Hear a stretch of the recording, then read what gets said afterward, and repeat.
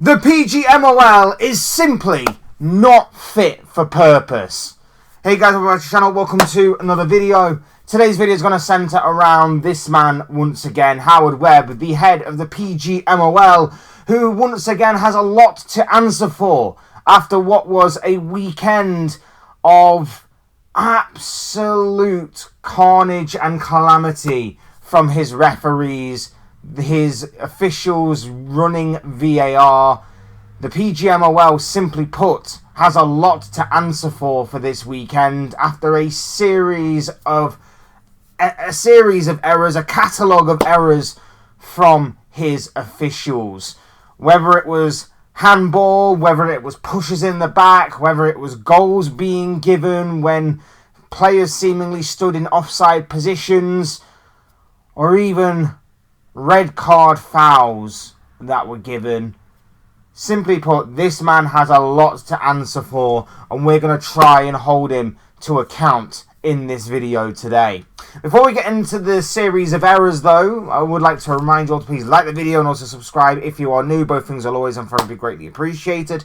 And I also encourage each and every single one of you to get involved in the comment section down below. Use and abuse that section, people. Talk to me on this intriguing and interesting topic of discussion. Let me know what you guys are thinking and feeling about it all. I'm sure what you have to say might be very interesting reading, so please do get involved. And without further ado, let's get on with things ourselves, shall we? We're talking Howard Webb, the PGMOL, referees, and VAR. So we're going to dive straight into it, shall we? Over the weekend, there were a series of errors from the referees and the officials running VAR across multiple matches. Mostly, it was on Sunday's games. The ones that we're going to be talking about took place in the Manchester United game against Crystal Palace. There was also one particular incident between Arsenal and Chelsea we're going to be looking at. One took place between Manchester City and Leeds on Saturday, and another one took place between Spurs and Fulham. We're also going to be looking at Liverpool's second goal that Virgil van Dijk scored as well.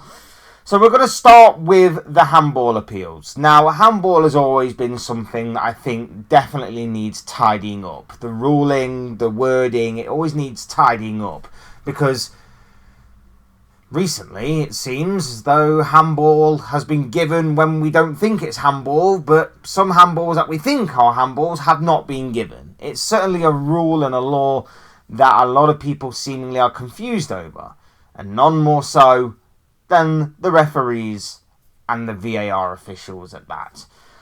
Let's look at the first one, shall we? Matheus Nunes against Leeds United. Here it is. As you can clearly see, no idea where the ball is, but his arm's up, the ball hits his arm.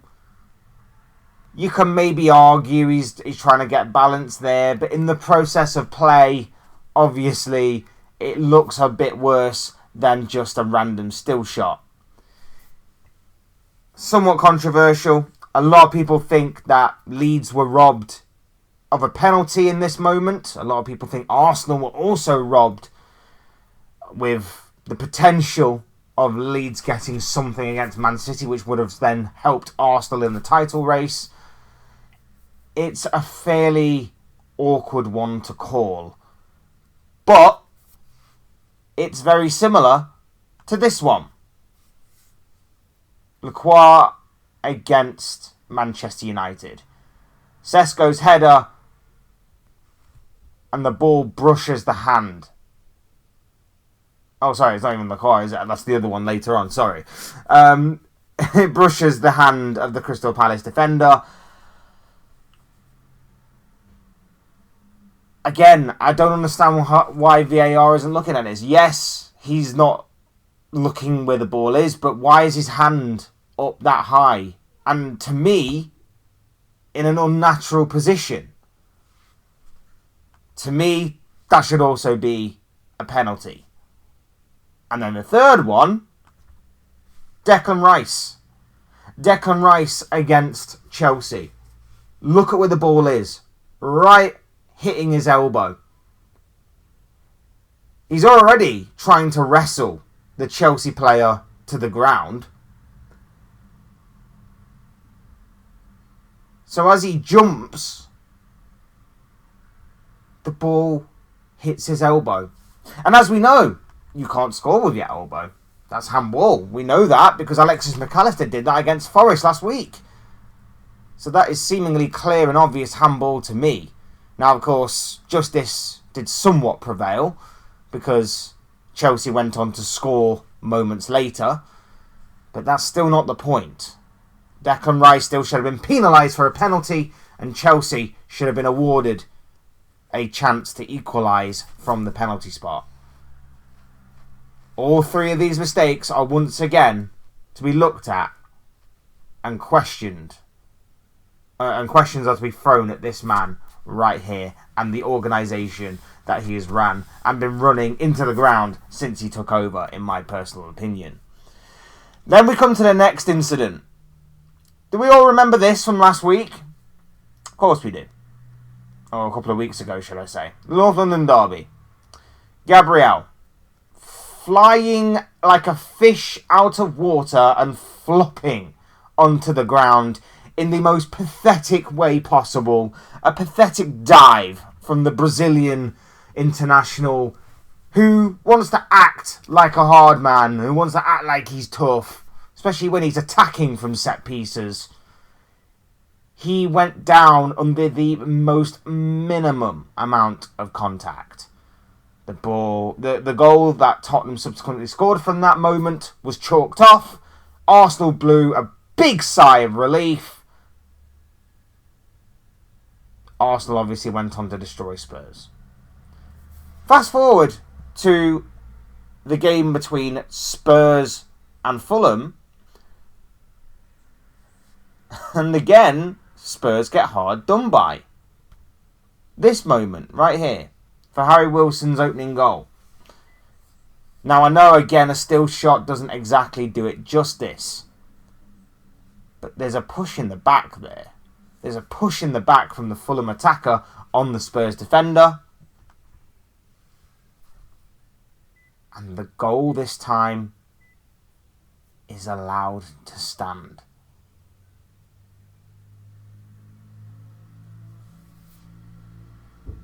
Where is the consistency?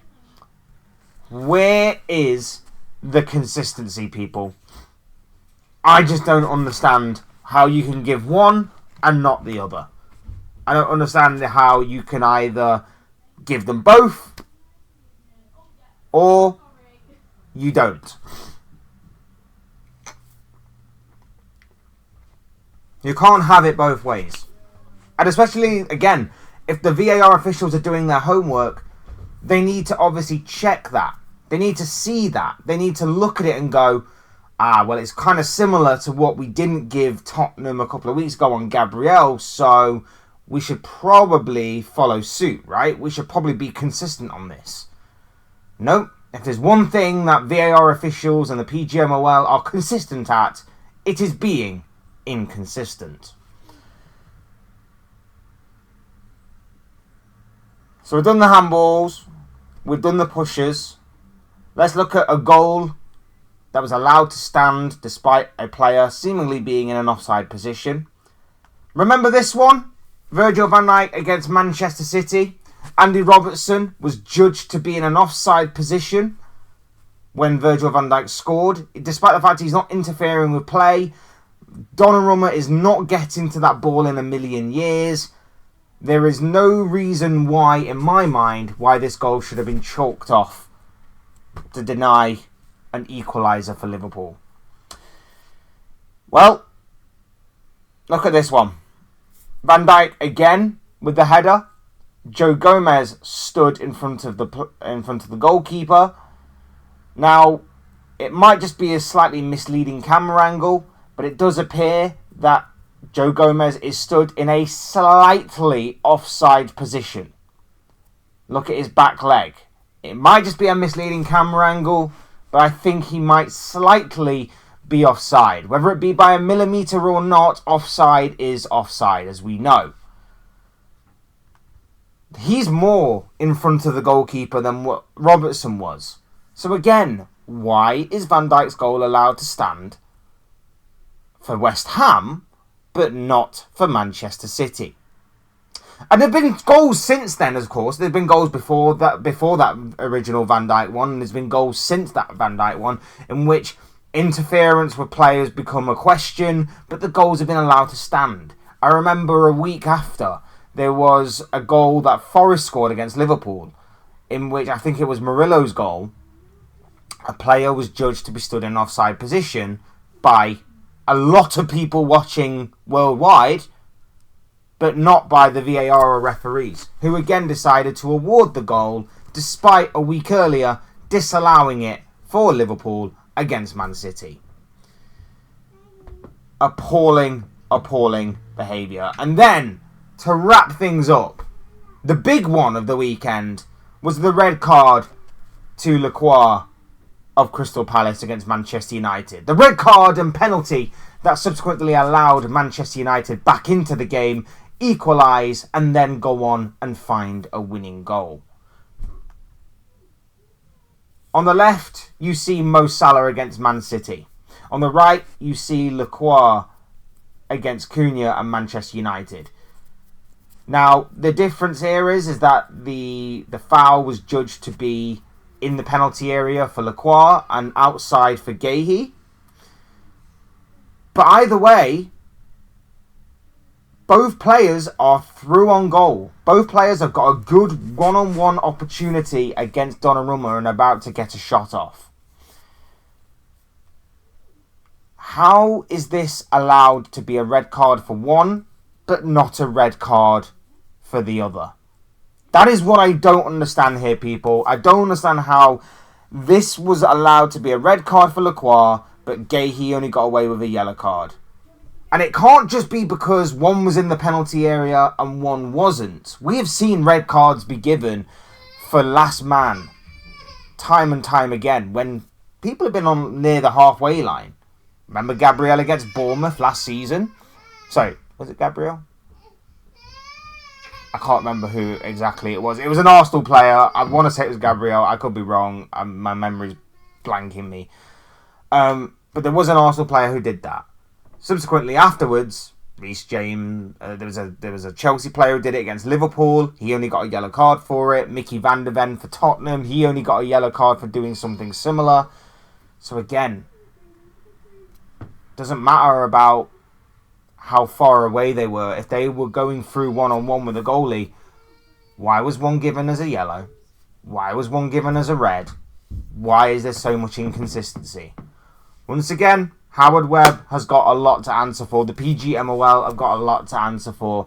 And it's becoming absolutely ridiculous that once again, they have overshadowed what has been an incredible weekend of Premier League football.